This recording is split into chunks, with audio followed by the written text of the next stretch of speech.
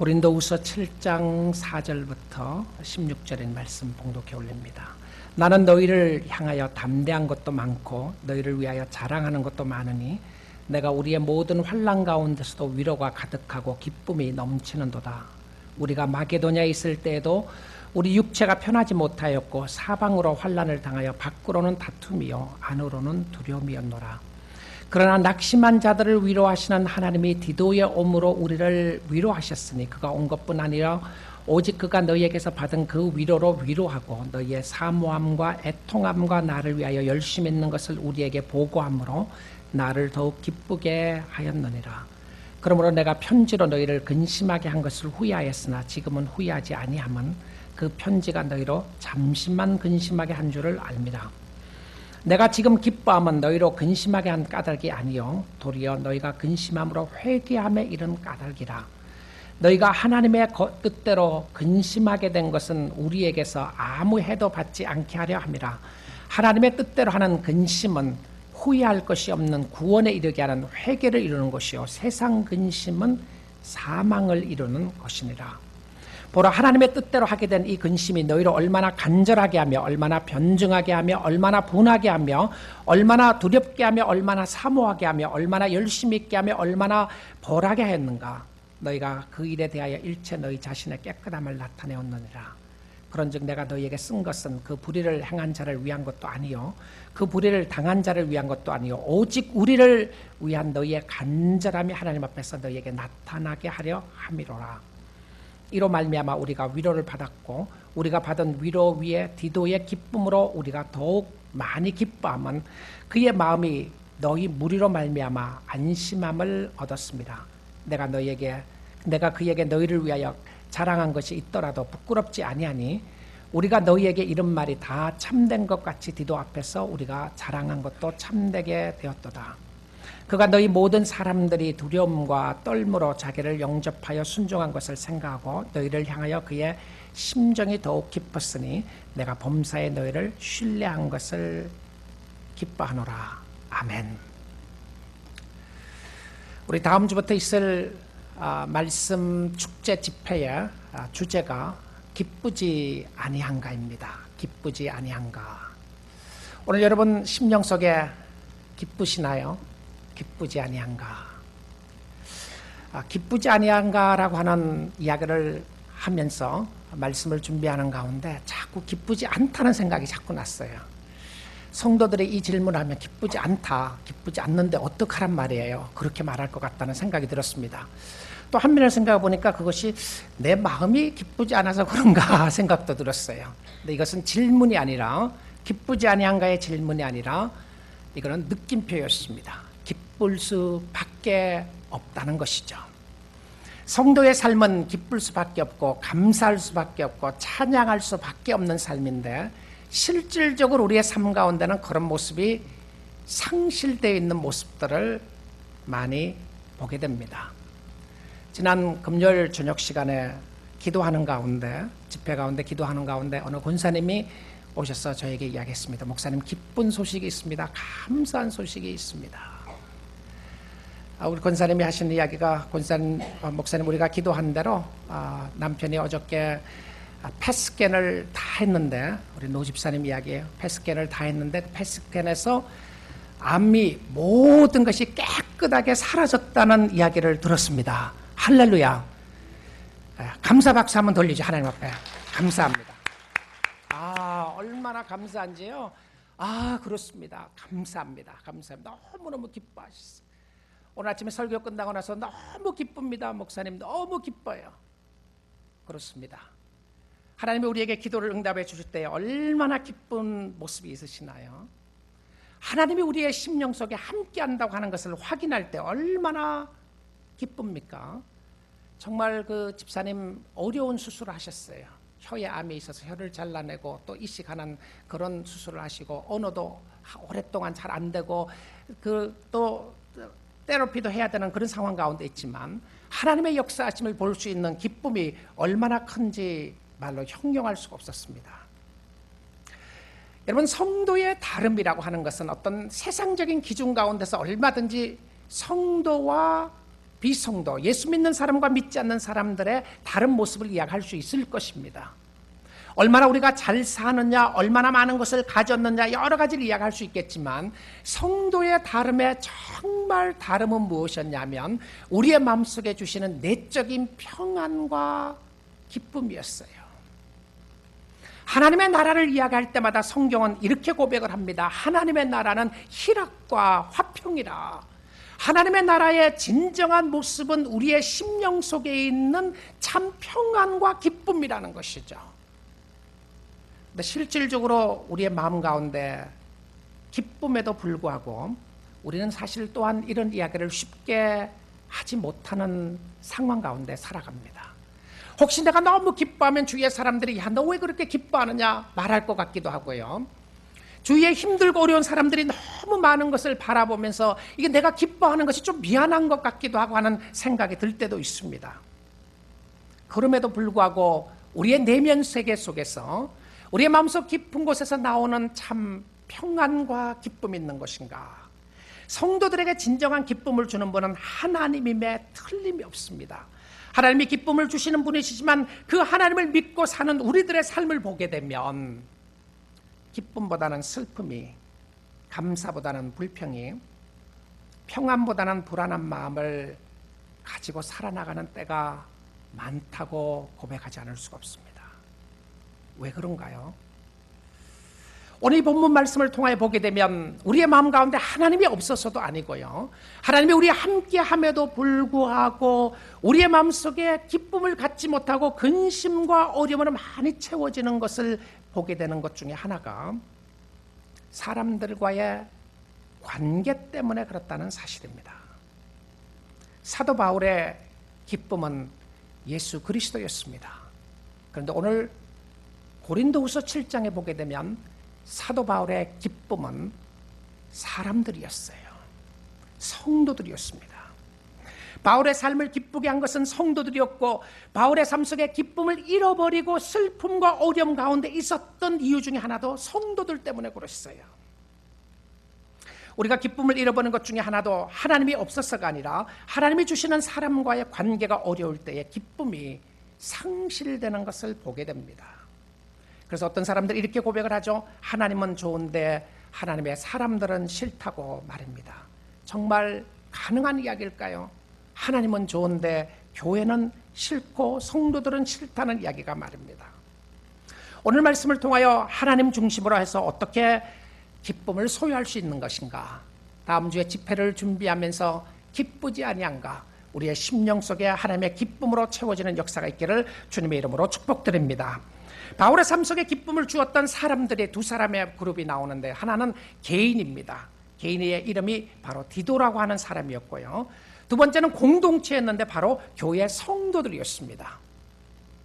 바울은 디도와 함께 동역했던 사람이었는데 여기에서 보게 되면 인간적인 바울의 모습을 잘 볼 수 있게 됩니다.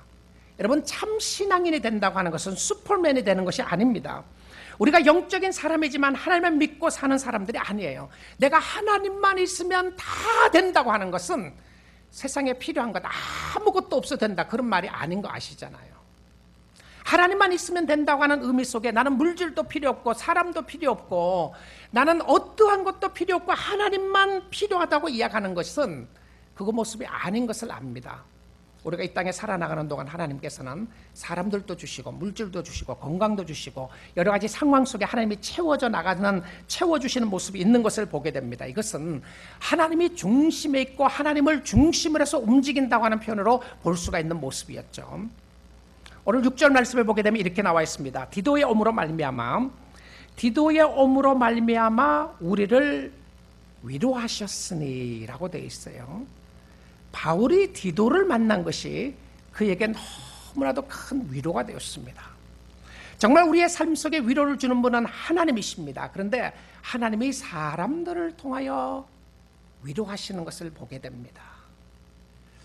위로가 필요하다는 것은 삶의 고통과 아픔과 슬픔이 있다고 하는 의미이죠. 이런 어렵고 힘들 때에 하나님은 공동체를 통해서, 공동체 안에 있는 개인들을 통해서 하나님이 위로하고 계신다는 것을 보게 됩니다. 하나님만 필요하고 세상의 모든 것들은 사람들도 필요 없다고 하는 모습이 아니라요, 하나님은 주위의 사람들 공동체를 통해서 채워주시고 함께해 주시는 모습을 바라보게 됩니다. 여러분, 그러기에 그리스도 안에서 동력자가 있다는 것이 얼마나 중요한지 모릅니다. 여러분, 신앙생활하면서 교회 생활하시면서 재미를 느낄 수 있는 것 중에 하나는요, 교회 생활 가운데 여러분이 동력자를 만드셔야 합니다. 우리 뉴라이프 교회를 2년 3년 혹시 담임분 중에서 아직도 나는 우리 교회 아는 사람 한 사람도 없다, 우리 교회 친한 사람 아무것도 한 사람도 없다고 생각하면 정말 여러분 자신을 돌아보아야 합니다. 여러분과 함께 기도할 수 있는 사람이 없고 여러분의 마음을 털어놓을 수 있는 사람이 없다고 하는 것은 사람들의 문제가 아니라 여러분 자신의 삶 속에 어쩌면 사람들의 교제를 등한히 하고 우습게 생각했을지도 모릅니다. 우리가 주님을 섬기고 주님을 따라가면서 주님은 우리에게 많은 모습으로 함께 하시는데요, 그 많은 모습이 사람들을 통해서 함께 하시는 것을 보게 됩니다. 우리 뉴라이프 교회가 21년 전에 개척을 했는데요, 6월 달이었습니다. 개척을 하고 이제 하나님께서 그 많은 축복을 주시고 또 인도하셨던 모습을 바라보고 있지만, 그러나 개척 초기에는 참 어려움이 많았습니다. 근데 저는 1993년 21년 전이죠. 9월 14일을 잊을 수가 없습니다. 바로 오늘입니다. 21년 전 오늘이었어요. 여느 날과 마찬가지로 저는 교회 사무실에서 공부하고 준비하고 있었는데 한 10시쯤 돼서 제 아내가 전화를 했습니다. 교회로 전화를 해서 지금 빨리 집으로 오라는 전화했어요. 빨리 집으로 와서 내가 자기가 병원에 가야 되겠는데 배가 아프다고 그랬어요. 그때 우리 첫 아이를 임신하고 있을 때였는데요, 그때가 아이를 임신했던 그때가 26주 되는 때였습니다. 급히 병원에 갔더니 의사 선생님이 아이를 낳아야 된다고 그런 거예요. 그때는 뭐 아이를 놓고 이런, 바로 그 다음 주에 첫 아이를 어떻게 낳게 되는가 그 교육을 받으러 가기로 돼 있었던 그런 때였는데요, 아이를 낳아야 된다는 거예요. 너무 황당했습니다. 무슨 말 하는지 제가 이해할 수가 없었어요. 그랬더니 이 병원은 너무 작으니까 작은 병원에 살 수가 없으니까 큰 병원으로 트랜스퍼를 해야 되는데 당신 인슈런스가 있느냐? 그때 인슈런스가 없을 때였습니다. 철렁하더라고요. 인슈런스 없는데 어떻게 해야 되는가? 근데 어쨌든 다른 UCI 병원으로 이제 하게 되고요. 그리고 아이를 조산해서 태어나게 됐습니다. 그때 태어났던 26주 만에 태어난 아이가 2파운드 이온수였습니다. 그러니까 1kg에 태어났는데요. 이 아이가 살아날지 않을지 잘 모르겠다. 그리고 살더라도 여러 문제가 있을 수 있는데 브레인 데미지가 있을 수 있고 히어링 프로블럼이 있을 수 있고 비전 프로블럼이 있을 수가 있다고 하는 이야기를 듣게 되었습니다. 그 소식을 듣자마자 제가 그동안에 캠퍼스를 하고 있었던 여러 캠퍼스에서 기도하기 시작했어요. 제가 그 상황 속에 병원에 몇 시간 있는 동안에 제 마음속에 들었던 생각이 무엇이었냐면, 하나님 그럴 수 있습니까? 하는 생각이었어요. 하나님 이룰 수 있습니까? 아니 지금 교회를 개척하고 얼마 되지도 않았는데 무슨 이런 일들을 하나님 이룰 수 있습니까? 그러니까 하나님 이룰 수 있습니까? 라는 생각이 드니까 서운한 생각이 너무 많이 드는 거예요. 하나님에 대해서 너무 서운한 거예요. 나는 주님을 위해서 당신을 위해서 헌신한다고 생각하는데 당신은 이룰 수 있습니까? 하는 생각이 막 엄습해 오기 시작하는데요, 감정적으로 걷잡을 수가 없었어요. 근데 아이가 태어나고 한 6주 정도 병원에 인큐베이터에 있게 되었습니다. 그리고 퇴원했을 때도 앱니아 마니터라고 밤에 가끔 자다가 애가 숨을 쉬지 않으면 그냥 마니터가 그냥 소리 알람을 울리는 그런 마니터를 가지고 왔었어요. 그때 자다가 그냥 알람이 울면 막 뛰어가서 아이를 깨웁니다. 깨우면 얘가 숨쉬기를 하는 것을 잊어버려갖고 숨쉬도록 도와주는 그런 머신이었어요. 근데 오늘이 21살 되는 생일날입니다. 제가 아침에 생각하면서 건강하게 자란 것이 얼마나 감사하고 하나님의 은혜가 얼마나 감사한가 생각이 들었는데요, 그때 제가 잊을 수 없는 여러 사람들이 있습니다. 물론 우리 교회 성도들도 잊을 수가 없고요. 그때 계셨던 분들 몇 분 여기도 계시는데 성도들도 잊을 수 없었지만, 제가 캠퍼스를 할 때 여러 캠퍼스가 금식기도, 릴레이 금식기도를 시작했어요. 아이가 퇴원할 때까지요. 너무너무 감사했어요. 어느 한 캠퍼스에서는 버클리 캠퍼스에 있는데요, 학생들이 카드를 쓰고 헌금을 했는데요, 그때 저는 버클리 캠퍼스는 그렇게 많이 가지 않고 오히려 UCLA, 우리 지니 자매가 다녔던 UCLA 캠퍼스에서 4년 동안 제가 캠퍼스를 했는데, 근데 그 캠퍼스에서 헌금을 해갖고요. 그 당시 21년 전에 학생들이 헌금을 해서 7,000불 이상 되는 헌금을 모금해 줬어요. 근데 헌금도 액수도 대단했지만 그 학생들이 보여준 사랑의 모습에 너무너무 감동이 됐습니다. 아, 하나님이 이런 계획이 있었구나. 나는 알지 못하는, 이해할 수 없는 상황 가운데 있었지만 하나님은 이런 계획을 가지고 사람들을 통해서 이런 위로를 주시는구나 생각하면서 감사드리고 회개했던 순간들이 있었습니다. 하나님은 때때로 우리에게 사람들을 통해 위로해 주실 때에 그것도 하나님이 붙여주시고 하나님이 주시는 위로인 줄 믿습니다. 그러기에 공동체와 개인의 삶 속에 나타난 위로가 얼마나 중요한지 모른다는 사실입니다. 오늘 본문을 보게 되면 위로라는 말을 기쁨이라는 말과 함께 사용하는데요. 바울이 기뻐할 수 있었던 것은 위로하는 사람들이 있었기 때문에 그랬어요. 위로가 있을 때 기쁨이 있었는데 위로는 누구를 통해서 오는가? 반드시 하나님을 통해서 오게 됩니다. 그런데 하나님은 위로해 주실 때 사람을 통해서 위로해 주시는 것을 보게 됩니다. 어려움을 당하고 있는 사람들을 여러분이 또한 위로할 수 있기를 주님의 이름으로 축복드립니다. 신앙생활에 꼭 필요한 사람들이 믿음의 동력자입니다. 여러분이 신앙생활에 행복하고 좋은 동력자들, 행복하기 위해서 좋은 동력자를 만나야 하는데 다른 이야기를 하면 좋은 친구들을 만나야 한다는 것이죠. 신앙생활에 여러분의 삶 속에 도움을 주는 친구가 누구인가? 어렵고 힘들 때 함께 기도할 동력자들이 누구인가? 교회가 여러분의 심령 가운데 그런 모습으로 서고 있는가? 여러분은 그렇고 힘들고 어려운 사람을 한 번이라도 찾아가 본 적이 있는가? 교회가 왜 나에게 위로를 해주지 않느냐고 말하기 이전에 여러분 교회에 힘들고 어려웠던 사람들을 한 번 찾아가서 위로한 적이 있는가? 돌아보아야 합니다. 왜냐하면 그 사람은 하나님의 위로로 우리를 맞이할 수 있는 놀라운 축복이 있기 때문에 그렇습니다. 근데 바울이 디도가 온 것을 너무 기뻐하고 위로를 받았는데요. 근데 바울에게 있어서 디도보다 또 기쁨을 주는 사람들이 있었습니다. 누구였나요? 고린도 교회 성도들이었어요. 저는 이 모습을 생각을 하면 참 이해가 되지 않는 부분들이 또 한 가지가 있다고 생각이 드는데요. 바울이 고린도전서를 사용하고 고린도전서를 썼을 때에 그 당시에 있는 교회들 중에서 고린도 교회가 제일 문제가 많았던 교회였습니다. 성적인 문제가 심각했죠. 우상숭배 문제가 심각했죠. 은사의 문제가 심각했죠. 서로 당파 싸움이 일어나게 됐어요. 나는 바울파다, 나는 아볼로파다, 파싸움이 일어나게 되고요.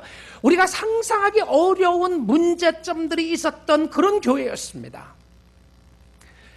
그럼에도 불구하고 고린도전서 1장을 보게 되면 그 성도들을 향하여 하나님 앞에 감사한다고 그래요. 정말 놀라운 모습인데요. 근데 하나님 앞에 감사한다고 이야기하는 그 감사의 근거가 무엇이었냐면 하나님의 은혜였어요. 하나님의 은혜였습니다. 하나님의 은혜가 떠나지 않고 하나님의 은혜가 함께하고 있는 한 하나님 앞에 감사한다고 그랬는데, 근데 그 고린도전서 첫 번째 편지를 받고 고린도 교회에 있는 성도들은 편지를 받고 굉장히 어려워했던 것을 보게 됩니다. 너무 마음이 아팠던 거예요. 바울 당신 어떻게 이런 편지를 우리에게 쓸 수 있느냐? 그 편지를 받으니까 우리의 마음속에 근심이 되고 걱정이 되고 염려가 되고 오히려 힘들다고 하는 이야기를 하게 됩니다. 그런데 나중에 소식이 들리기를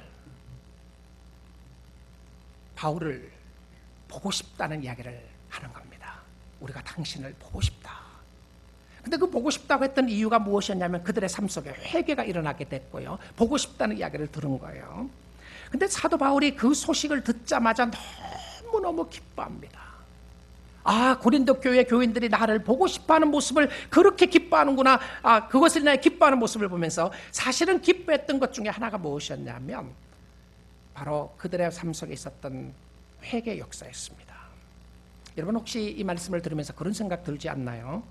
바울 같은 목회자가 믿음으로 살아야지 뭘 사람들이 자기를 보고 싶다고 해서 나는 기쁨이 넘친다. 좀 말이 좀 안 되는 것 같지 않으세요? 믿음으로 사는 사람은 사람들이 미워하고 어려워해도 그냥 나는 믿음으로 무조건 나간다. 당신 필요 없다. 하나님이 최고다고 나가야 될 것 같은데 그런 모습이 없어요.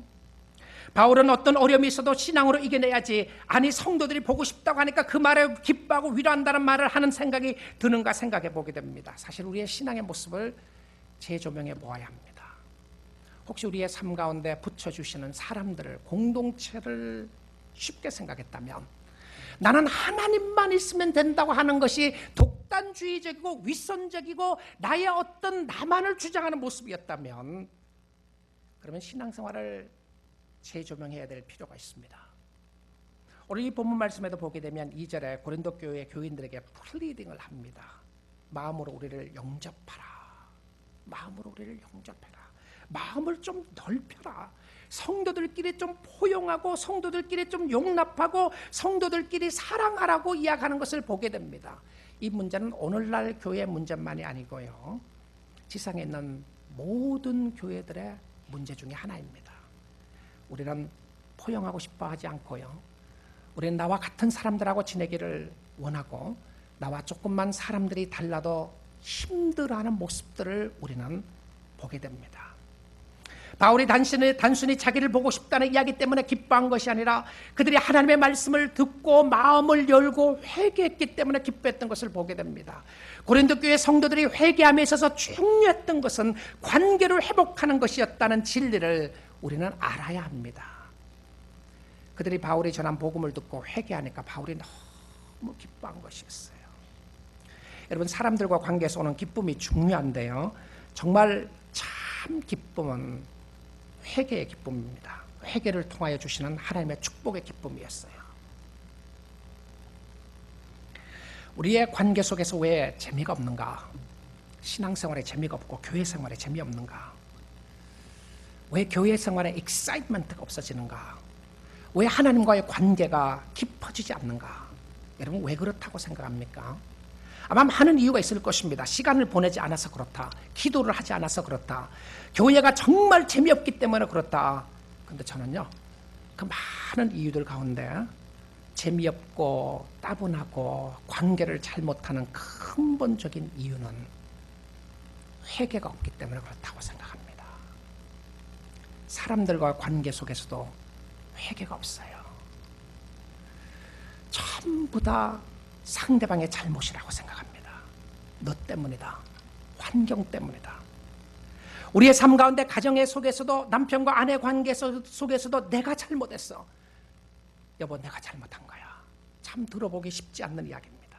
형제들 사이에서도, 자녀들 사이에서도 Daddy, that was my fault. 그런 이야기를 들어보기가 쉽지 않는 상황 가운데 살아나가고 있습니다. 자녀들의 관계뿐만이 아니고 교인들의 관계 속에서도 이건 목사님 내가 잘못한 겁니다 라는 소리를 들어본 적이 쉽지가 않습니다. 그뿐만이 아닙니다. 무릎 꿇고 하나님 앞에 항복하면서 하나님, 내가 잘못했습니다, 내가 죄인입니다라고 하는 회개의 역사가 없는 것이 기쁨을 상실한 모습 중에 큰 모습이 아닌가 생각을 해보게 됩니다. 우리가 신앙생활 할 때에 낙심되고 상심할 때가 많이 있어요. 그럴 때 어떻게 해야 되는가? 슬픔 관리를 잘해야 기쁨 관리를 잘할 수 있게 됩니다. 교회를 통하여 실망하게 되고, 인간관계를 통해서 실망하게 되고, 여러 가지 자기 삶에 대해서 실망하게 되었을 때에, 낙심하게 되었을 때 낙심 관리를 어떻게 하느냐, 굉장히 중요한 요소입니다. 때론 여러분이 듣고 있는 하나님의 말씀을 통해서 여러분의 마음이 아플 때가 있을 수 있습니다. 어떻게 이런 말씀이 나에게 부딪혀오는가? 그런데 성도들에게도 근심 있고 염려가 있다는 것을 보여줍니다. 그런데 세상적인 근심은 세상적인 것에 대한 애착을 가지고 살아가다가 그것을 잃어버릴 때에 오는 상실감입니다. 애착이었어요. 물질의 애착을 가질 수도 있고요, 명예의 애착을 가질 수 있고, 자기 자신에 대해서 애착을 가질 수도 있어요. 정말 자신에 대해서 실망한 사람들도 있잖아요. 상대방에게 관계를 너무 중요하게 생각을 하다가 관계 애착 때문에 낙심하는 경우들도 있는 경우들을 보게 됩니다. 근데 이 세상의 근심의 결과는 무엇이었냐면, 오늘 10절 말씀을 보게 되면 이렇게 되어 있어요. 세상 근심은 사망을 이루는 것이니라. 결과적으로 세상의 근심과 염려의 끝은 어딘가? 멸망이었습니다. 물론 우리가 육적인 멸망도 생각할 수 있겠지만 영적인 성도로서도요, 우리가 세상 근심이 우리의 마음을 짓누르고 우리의 마음을 주관하고 지배하고 있으면 결과적인 끝은 어디냐면 영적인 공허함과 답답함과 영적인 관계 회복이 안 되는 것임을 보여줍니다. 이것이 세상 근심의 결말의 모습을 설명해 주고 있는 것을 보게 됩니다. 그런데 그뿐만이 아니고 세상 근심만이 아니라 하나님의 뜻대로 하는 근심이라고 하는 표현이 나옵니다. 하나님의 뜻대로 하는 근심. 도대체 근심 중에서 하나님의 뜻대로 하는 근심이 무엇인가? 이것을 저는 다른 표현으로 거룩한 근심이라고 이야기할 수 있을 것 같아요. 거룩한 근심이다. 거룩한 근심이 슬픔이 있고 아픔이 있다는 것이죠. 예수 믿는 사람들의 삶 속에 슬픔이 있고 아픔을 가질 수가 있습니다.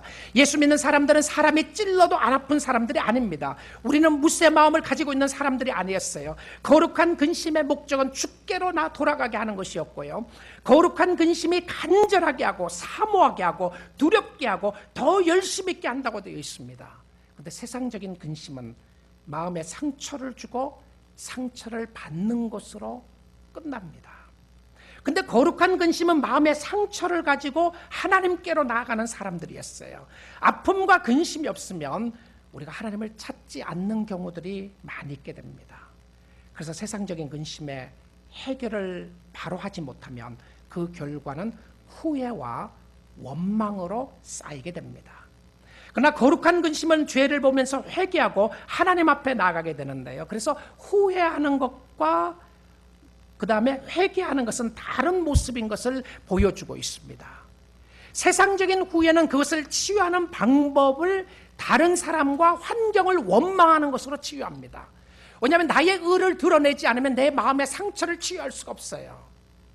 그래서 실질적으로 상담 중에서도 시츄에이셔널 애택이라고 하는 부분들이 있는데요, 이것은 환경에 대해서 내가 이렇게 된 것은 나의 잘못이 아니라 네가 태어났던 환경과 사람 때문에 그런 거니까, 물론 사람들에게 영향력을 많이 받는 것이 사실입니다.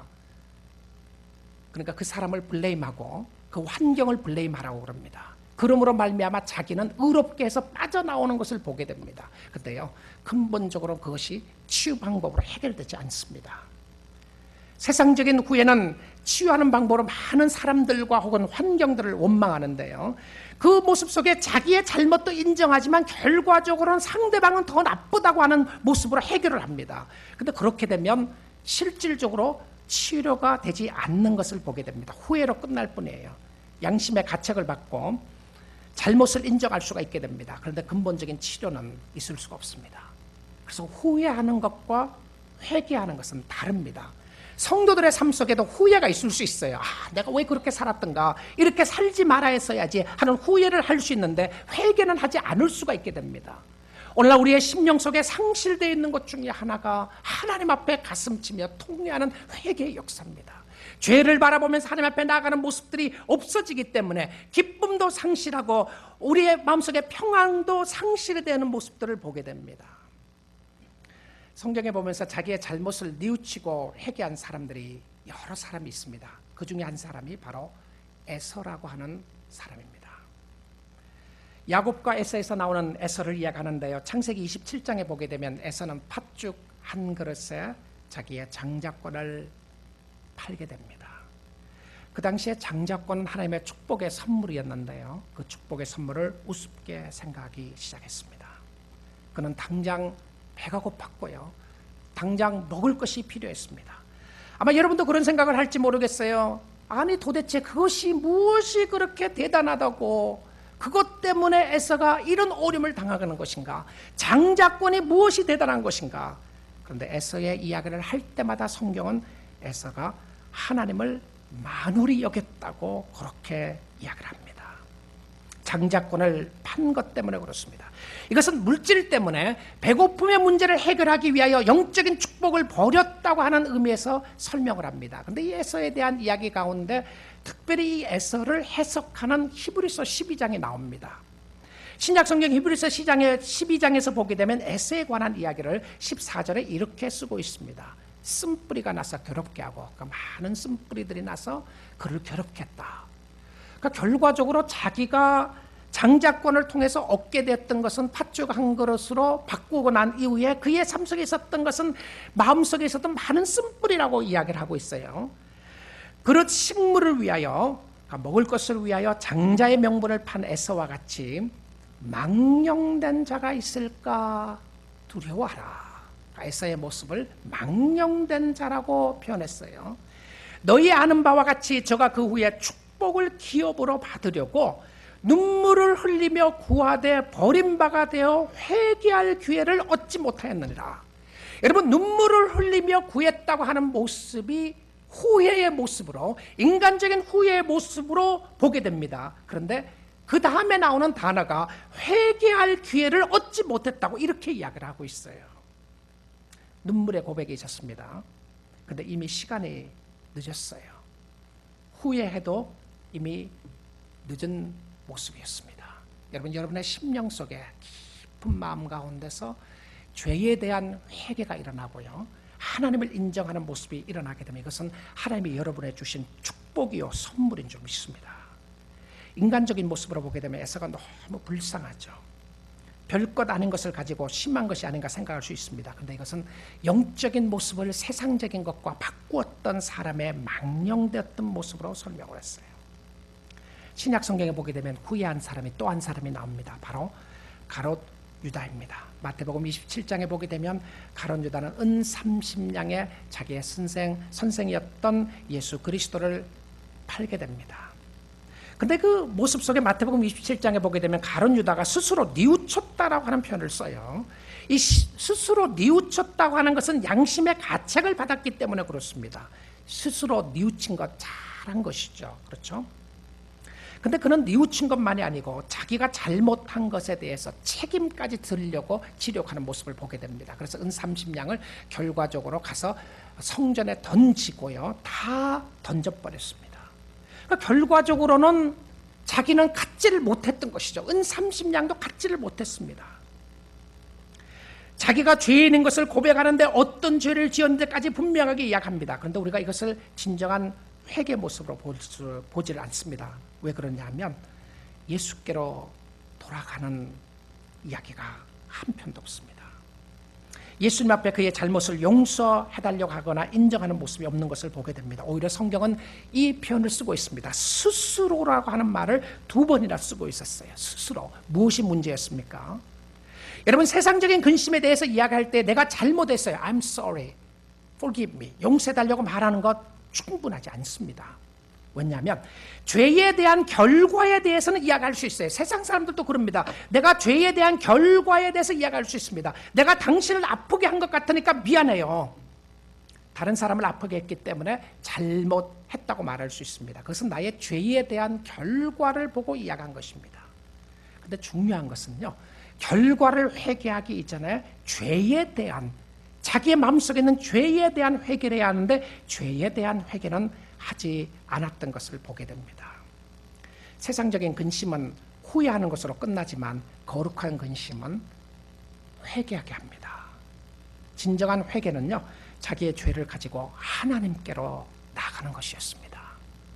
후회하는 모습이 아니라 회개하는 모습을 보여주는데 그것은 스스로 변명을 찾지 않고 자기의 자신의 죄를 솔직하게 하나님 앞에 인정하는 모습을 보게 됩니다. 하나님, 이것이 바로 내가 잘못한 것이었습니다. 나의 죄 때문에 그렇습니다. 성도여, 나 때문에 그렇습니다. 정말 이런 소식, 이런 이야기 들어보기가 쉽지 않는 가운데 살고 있습니다. 안타까운 모습이겠죠.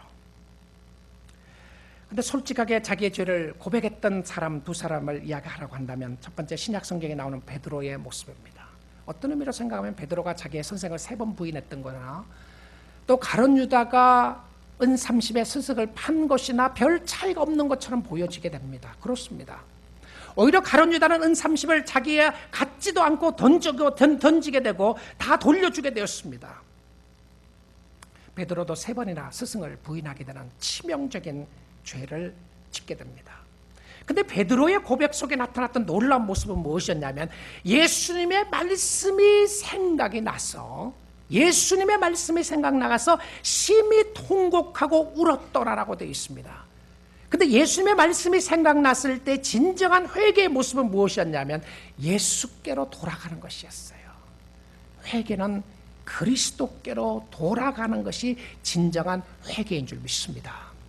여러분의 삶 가운데 그리스도 앞에 내가 어떠한 모습으로 서고 있는가, 그리스도 앞에서 내가 회개하고 있는 것인가, 돌아가고 있는가가 중요했던 것을 보게 됩니다. 그 다음에 다른 한 사람은 아마 우리가 잘 알고 있는 다윗을 이야기할 수 있을 것 같아요. 다윗은 이새의 아들 다윗을 만나니 내 마음에 합한 자라, 하나님의 마음을 기쁘시게 했던 다윗이었습니다. 그 다윗의 삶 속에서도 많은 어려움이 있었고요, 힘든 일 가운데 쓰러지고 넘어지는 경우들이 있었습니다. 치명적인 잘못 중에 하나가 무엇이었냐면 다윗이 밧세바와 간음한 죄를 짓는 모습이었습니다. 밧세바와 간음하고 난 이후에 나단 선지자가 와서 다윗을 꾸짖게 됩니다. 다윗을 꾸짖었을 때에 당신이 바로 그 사람이다. You are the man. 당신이 그 사람이라는 이야기를 들었을 때 다윗은 간단하게 대답을 합니다. 내가 여호와께 범죄하였노라. I sinned against God. 다윗은 얼마든지 변명할 수 있었고요, 얼마든지 이야기할 수 있었던 상황 가운데 있게 됩니다. 어쩌면 다윗이 있었던 그 환경 속에서는요, 왕으로서 세상적인 모습으로 생각하면 그가 모든 권력을 가지고 있었잖아요. 다 가지고 있었는데 여인 취하는 것, 자기 아내로 취하는 것 쉽다고 생각할 수 있는 상황이었습니다. 환경적으로 보게 되면 허락을 할 수 있는 그런 상황 가운데 있었어요. 근데 그 나중에 다윗이 시편에서 아름다운 시를, 회개의 시를 한 편 쓰게 되죠. 사실은 두 편을 쓰게 되는데 시편 32편이 이 이후에 쓴 시편이었고요, 그 다음에 시편 51편이 또 하나의 시였죠. Create in me a clean heart, O God. 하나님 나의 마음속에 정한 마음을 창조해 주시고 나의 삶 속에 새로운 마음으로 회복시켜 달라고 했던 시편 51편에 나오는 모습인데요. 근데 Create in me a clean heart, 내 마음속에 정한 마음을 창조해 달라고 하는 그 모습을 하기 전에, 나의 마음속에 주님께서 구원의 기쁨을 회복시켜 달라고 이야기하기 전에 다윗은 하나님 앞에 철저하게 엎드는 모습을 보여줍니다. 바로 51편 3절에 나오는 말씀인데요, 내가 주께만 범죄했다고 하는 이야기입니다. 내가 주께만 범죄했다. 저는 오랫동안 이 이야기를 너무 이해하기가 어려웠어요. 다윗이 너무 교만해 보였어요. 당신이 어떻게 그렇게 할 수 있느냐, 어떻게 사람들에게 죄를 지었던 것은 한마디 하지 않고 내가 주께만 범죄했다고 그러는 것인가, 이해할 수가 없었습니다. 자기가 잘못한 것은 저 사람을 아프게 한 것이 아니라 사실은 하나님의 마음을 아프게 했다는 것을 다윗이 받아들이게 됩니다. 하나님 안에서 자기를 본 것이었죠. 허먼 위더버스라고 하는 화랑계 신학자는 여기에 대해서 이야기를 하면서 이렇게 이야기를 했어요. 다윗이 내가 주께만 고백했다고 하는 그 이유가 무엇이었냐면 그것은 자기의 죄가 하나님 앞에 얼마나 큰 것인가를 고백하는 것이었다. 여러분, 이 모습 속에 볼 수 있는 것은 다윗은 사람들에게 지었던 죄를 쉽게 생각했다는 것이 아니죠. 오히려 사람들에게 지었던 그 죄가 하나님의 마음을 아프게 하고 하나님 앞에 잘못됐다는 것을 그는 철저하게 인식해 나가는 모습이었습니다. 어쩌면 왕으로서 얼마든지 변명할 수 있는 위치에 있었을 겁니다. 그럼에도 불구하고 그는 자기가 했던 일이 하나님 앞에 얼마나 잘못된 것이었던가에 대한 하나님에 대한 하나님을 두려워하는 모습을 보게 됩니다. 두 번째는요, 루이덜버스가 이야기하기를 하나님만이 자기의 죄를 용서할 수 있는 분이라는 것을 가르쳐준다. 이것은 사람을 우습게 생각했던 것이 아니고 오히려 사람을 귀하게 여기시는 하나님을 바라보면서 하나님 앞에 잘못을 인정하고 나아갔던 모습이었습니다. 여러분, 죄는 사람들에게 하는 것은 하나님께 잘못한 것이죠. 내가 그 사람을 아프게 한 것은 잘못입니다. 그런데 그 죄가 하나님의 거룩하심을 모독하는 행위였습니다. 우리의 삶 속의 공동체를 통하여 기쁨이 상실되고 기대가 상실되고 공동체를 통하여 하나님을 섬기는 모습이 상실된 것 중에 하나가 어쩌면 우리의 관계가 너무 엉그러지고 부서지고 무너졌기 때문에가 아닌가 생각해 보아야 합니다. 우리의 죄가 하나님의 마음을 아프게 한 것이었습니다. 그럼에도 불구하고 죄는 가시와 같이 우리의 마음을 찌르는데 그럼에도 불구하고 왜 회개하지 않는가? 박윤선 박사님이 시편 51편 주석에서 이렇게 지적을 했어요. 우리의 마음속에 양심의 가책도 있을 수 있고요, 후회하는 역사도 있을 수 있는데 그럼에도 불구하고 왜 회개가 안 일어나는가? 여러분 어떨 때 답답하지 않습니까? 정말 왜 하나님 앞에서 울고불고 통곡하면서 정말 하나님 앞에 회개하는 모습이 언제였는가? 눈물 흘리며 회개했던 모습이 언제였는가? 이 회개가 상실됨으로 우리의 심령 가운데 상실되었던 것이 기쁨과 평안인데요. 근데 이 박윤선 박사님은 시편 51편 주석에서 두 가지를 지적했습니다. 첫 번째는요, 하나님보다 세상을 더 사랑하기 때문에 마음이 마비되어서 그렇다. 그러니까 세상을 사랑함으로 말미암아 우리의 마음이 마비돼서 그렇다. 헐든하게 됐다는 것이죠. 마음이 마비됐고, 둘째는 스스로 의롭다고 하는 심리 때문이다라고 그렇게 이야기했습니다. 자기의 의였습니다. 여러분 신앙생활 하면서 정말 부서지고 버려야 할 것 중에 하나가요, 자신의 의입니다. self-righteousness예요. 내가 이만큼 이뤄놨는데, 내가 무엇을 했는데 내가 너보다 낫지. 여러분 우리의 의는요, 하나님 앞에 회개하게 만들어주지 않습니다. 우리의 의로 가득 차 있게 되면 결과적으로 안 하는 것 중에 하나는, 우리가 봉사하고 섬기는 일을 다 할 수 있지만 안 하는 것 중에 하나가 있습니다. 그것이 바로 회개입니다. 회개가 일어나지 않는 것 중에 하나가 나의 잘남입니다. 나의 잘남은 좋은 것일 수 있습니다. 하나님이 여러분에 주신 은사요, 축복이고 재능이고 달란트일 수 있고요, 여러분의 섬김일 수도 있습니다. 때론 우리가 회개하고 있는 모습조차도 나의 의로 차 있을 때가 있음을 바라보게 됩니다. 그래서 어느 학자는 이야기하기를, 우리가 회개하는 것을 회개해야 한다. 여러분 그런 표현 들어보셨나요? We need to repent of our repentance.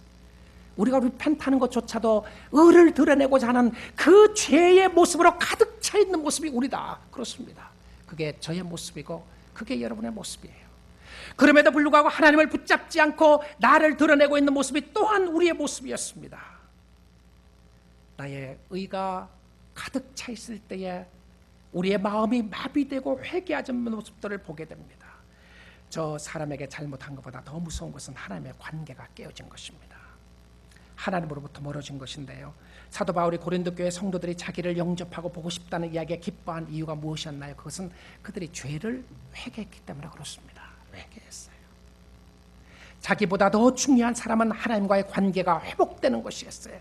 관계를 회복하니까 바울이 보낸 디도를 영접하게 되었고요, 디도에게 사랑을 베풀게 됩니다. 15절에 디도에게 순종하게 되고 두렵고 떨림으로 그를 영접했다고 되어 있어요. 왜 그렇습니까? 하나님의 사람이었기 때문에 그렇습니다.